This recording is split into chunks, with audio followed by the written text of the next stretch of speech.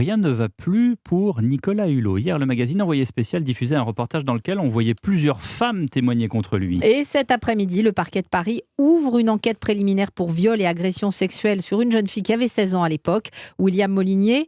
Qu'est-ce qu'il faut attendre de cette enquête ? Eh bien, triple objectif pour la justice. D'abord, déterminer si les faits dénoncés peuvent être qualifiés d'infraction pénale. Ensuite, il faut acter ou non la prescription de l'action publique. Les faits sont anciens, ils auraient été commis en 1989. Et puis, troisième objectif, on le sait, dans ces affaires, une fois qu'elles sont médiatisées, d'autres témoignages, d'autres victimes peuvent être amenés à se dévoiler devant la justice. C'est la brigade de protection des mineurs qui va enquêter. Ce service de la police judiciaire parisienne s'est spécialisé dans ces affaires complexes et anciennes. Les enquêteurs vont entendre évidemment la victime et Nicolas Hulot, lui aussi, aura le droit de se défendre dans le cadre d'une audition. En dernier lieu, le parquet déterminera s'il y a ou non matière à poursuite.